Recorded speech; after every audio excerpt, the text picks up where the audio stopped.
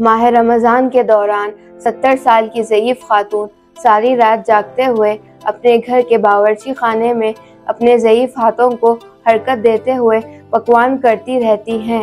ये खातून अपने लिए नहीं बल्कि खिदमत खल्क़ के जज्बे से ज़रूरतमंदों के लिए सहरी का इंतज़ाम करती रहती हैं। जैसे जैसे रात गहरी होती जाती है, सहर का वक्त करीब आता है, वो एहतियात से गरम खाने के पैकेट्स तैयार करते हुए ज़रूरतमंदों का इंतज़ार करती रहती हैं।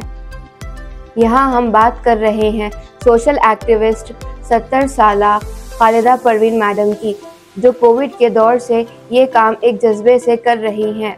सहरी के लिए जो पकवान किया जाता है उसके पैकेट्स बनाकर ज़रूरतमंदों को दिया जाता है। एक सवाल का जवाब देते हुए खालिदा परवीन ने कहा कि ज़रूरतमंद का ताल्लुक़ पैसे से नहीं है। उन्होंने बताया कि पैसा होने के बावजूद हॉस्टल्स में रहकर तालीम हासिल करने वाले स्टूडेंट्स भी घर का खाने को अहमियत देते हुए ये खाना हासिल करते हैं, जिसके लिए उनसे कोई रकम नहीं ली जाती। उन्होंने बताया कि वो सहरी में रोज़ाना तकरीबन 200 पैकेट्स तैयार करते हुए ज़रूरतमंदों की मदद करती हैं। ज़ईफ़ खातून खालिदा परवीन ने दुआ करते हुए कहा कि जब तक सांस है ये हाथ ज़रूरतमंदों के खिदमत करते रहेंगे। 5 लोगों के लिए हम शुरू करे थे। उसके बाद लॉकडाउन 1 हफ्ते का हुआ था।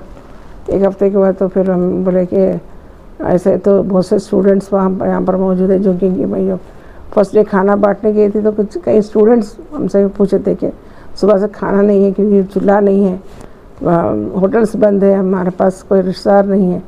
तो फिर मैं महसूस करी ऐसे तो कई होटल्स है चोरी चौक के अतराफ़ में। तो फिर मैं फैसला करी थी कि मैं खाना बना के इन तक पहुँचाऊँगी जितना हो सका।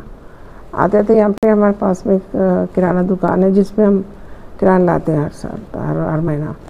उनको बोली थी कि भाई आप मेरे को राशन भेज दो, मैं आपके पैसे पूरे दे दूँगी, थोड़ा थोड़ा करके। उम्र के इस हिस्से में आप एक जज्बे से काम कर रहे हैं तो कैसा महसूस होता है? तो उस वक़्त उन्होंने कहा कि बाजी पूरा दुकान आपकी है। तो महल्ले के अंदर उस तरह के एक मुकाम रहने से मैं इत्मीनान से लेके आई थी। उसके बाद में अपने जो डोनर्स जो भी लोग देखते थे मेरे पास पैसे या अनाज वाला भेजना करना शुरू करें, तो ये 43 डेज़ ऐसे चलता रहा हमारा। 43 डेज़ चला उस वक़्त में लॉकडाउन के लिए। उसके बाद मुझे महसूस हुआ कि ये जो हॉस्टल्स में रहने वाले जो बच्चे डिस्ट्रिक्ट से रहते हैं, रिमोट विलेज से रहते हैं, उनके पास खाना शाम में 5-6 बजे पक जाता, शहर तक रखने से उतर जाता। तो ये शिकायत थी उन लोगों के पास। तो ये बात सही है। तो फिर मैं सोची कि शहर अगर दे दिया जाए तो इनका रोज़ा बच सकता है। बाद बच्चे जो है ना हॉस्टल से हटकर खाना खरीद के खाने के काबिल भी नहीं रहते।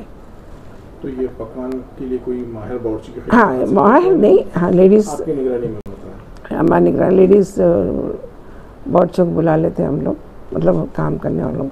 हम पूरा भगार ना करना हम करते हैं, जरा हमारा हेल्पिंग वो करते हैं। मैं हमारे घर के बेटियाँ वगैरह सभी हम लोग पूरा इन्वॉल्व हैं। आपकी इस एज में आपको आराम की ज़रूरत है, इस मौके फिर भी आप पैशन है, कर रहे हैं, पैशन है। कैसा महसूस कर रहे हैं? पैशन नहीं है मेरा, रमज़ान आ तो मेरा पैशन है ना, तो वो जज्बा था। नींद नहीं आती, बिल्कुल नहीं आती। आप देखते हैं ना मैं रात भर बैठी रहती हूँ, नींद नहीं आती। उसके बाद फजर पढ़ के हम सोते हैं। और इसके अंदर जो है ना फर्स्ट डे मेरी तरफ से कुछ इसके अंदर रहता है। उसके बाद से फिर मेरे पास जो मेरा काम पसंद करके जो डोनर्स है, स्पॉन्सर्स है। कितने लोग आपकी खिदमत से इस्तेफादा हासिल कर रहे हैं? डेली 200 लोगों को हम देते हैं खाना, डेली 200 लोगों को देते हैं अल्हम्दुलिल्लाह, अल्लाह के भरोसे। खाना होता है हर दिन, तो होटल का नहीं खा सकते हर दिन, जो है ना हॉस्टल का खाना उतर गया तो खाना नहीं खा सकते। तो ऐसे लोग आएंगे तो जब मेरे सामने आके पूछेंगे कि मुझे सहरी चाहिए, ज़रूरतमंद है, ज़रूरी नहीं कि वो गरीब ही हो। जिस वक्त पेट के लिए खाना की ज़रूरत है, मुसाफिर भी अगर है मेरे सामने आ गया तो हम देंगे। कुछ ऐसा वाक़या जो आपके दिल को? हाँ, थे last 2 years back IAS coaching लेने वाले बच्चे बशीरबाग से आ रहे थे।